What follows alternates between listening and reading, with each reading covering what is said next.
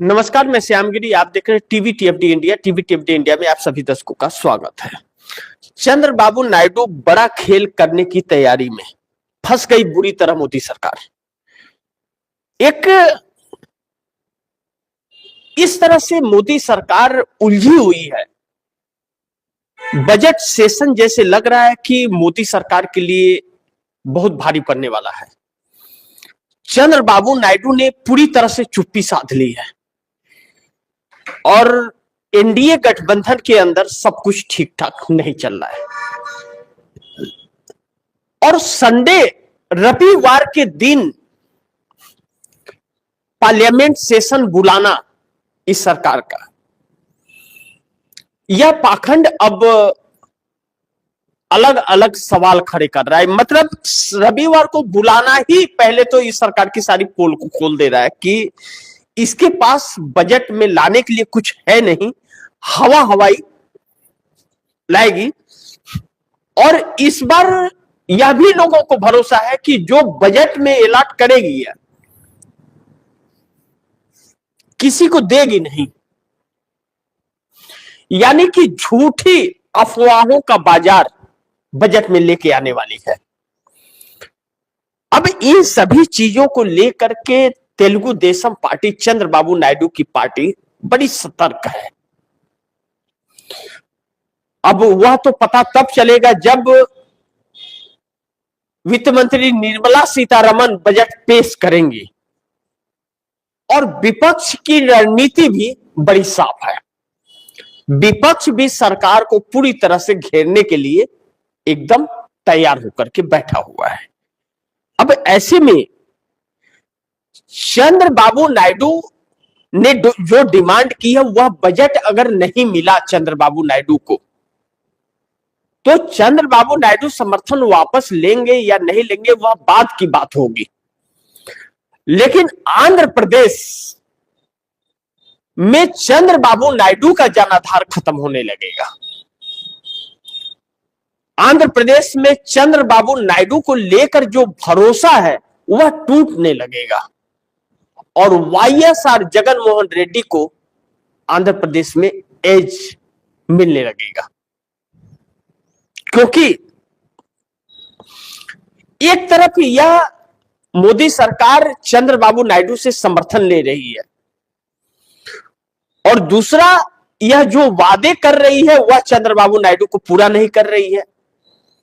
और तीसरा, चंद्रबाबू नायडू के खिलाफ वहां के विपक्ष के मुखिया वाईएसआर जगनमोहन रेड्डी को मौका दे रही कि देखो हम इनको बजट नहीं दे रहे, तुम इनके खिलाफ मूवमेंट तैयार करो। यानी कि विपक्ष से हाथ मिला रही है, यानी कि एक साजिश के तहत चंद्रबाबू नायडू को साधा जा रहा है। तो अब यह गलती एक बार चंद्रबाबू नायडू ने 2014 में कर लिया है नरेंद्र मोदी के साथ।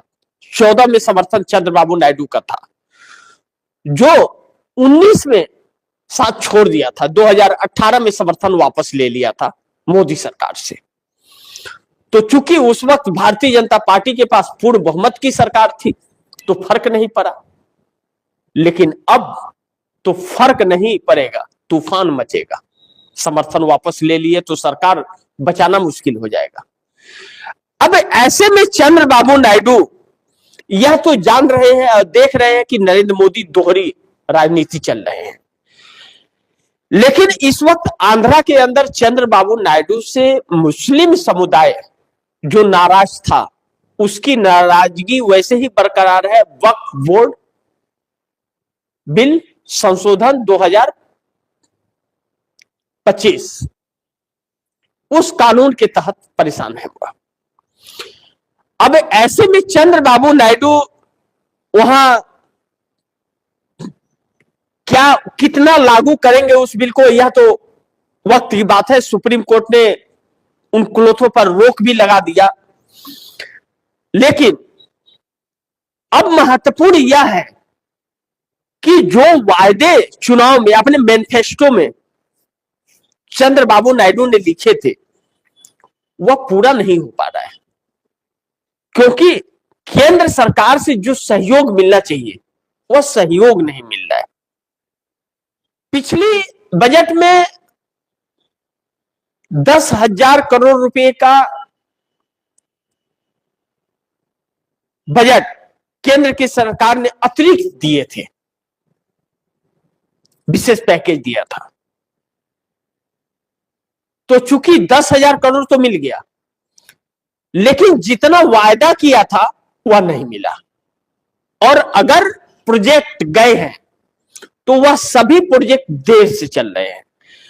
अब चंद्रबाबू नायडू का यह कहना कि 2 साल कंप्लीट हो गए सरकार के, 2 साल पूरे होने जा रहे हैं, अब आप 1,50,000 करोड़ दो, क्योंकि आधा कार्यकाल सरकार का खत्म होने जा रहा है। तो अगर हमारा प्रोजेक्ट कंप्लीट नहीं हुआ और मैंने जो वादे लोगों से किया वह नहीं पूरा कर पाया, तो अगली बार लोग हमें वोट नहीं देंगे। तो भाजपा यही चाहती है कि अगली बार चंद्रबाबू नायडू ना आए, जगन मोहन रेड्डी आए। इसीलिए इनके वादे पूरा नहीं कर रही है।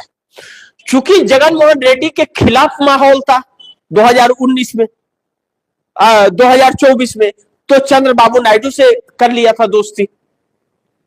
और अब जब वादे पूरे नहीं हो पा रहे, चंद्रबाबू नायडू नहीं कर पा रहे, तो चंद्रबाबू नायडू के खिलाफ माहौल आंध्र में बन रहा है।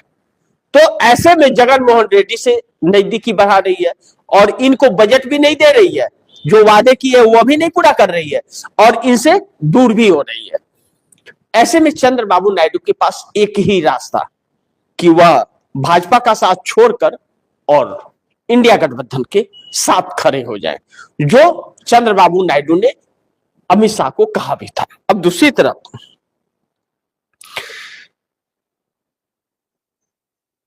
जो चंद्रबाबू नायडू ने मोदी का खेल यह जो सारा है कि चंद्रबाबू नायडू से दूरी और जगन मोहन रेड्डी से नजदीकी बनाने का यह जो दो मुहा सांप वाला खेल है, इस खेल को तो पकड़ लिया है चंद्रबाबू नायडू ने।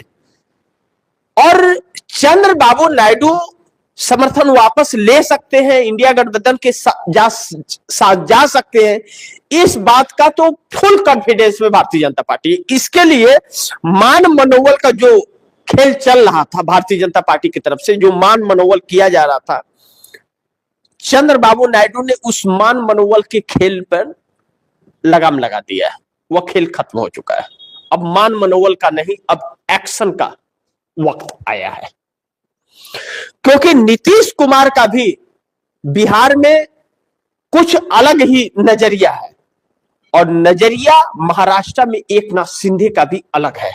एकनाथ शिंदे भी अब इस सरकार के साथ शायद ही रहे, नहीं तो एकनाथ शिंदे अब साथ छोड़ देंगे। क्योंकि एकनाथ शिंदे बीएमसी चुनाव को लेकर के, बीएमसी चुनाव का जो रिजल्ट आए, मेयर पद को लेकर के बहुत कुछ ऑफर्स भाजपा को दिए थे, लेकिन भाजपा ने साफ इनकार कर दिया और कहा ना, हम आपका समर्थन भी लेंगे और आपका कोई काम भी नहीं करेंगे, आपके किसी को कुछ बनाएंगे भी नहीं बीएमसी में। तो एकनाथ शिंदे ने अपने पार्षदों का रजिस्ट्रेशन कैंसिल करा दिया बीएमसी से और उद्धव ठाकरे के तरफ इशारा कर दिया।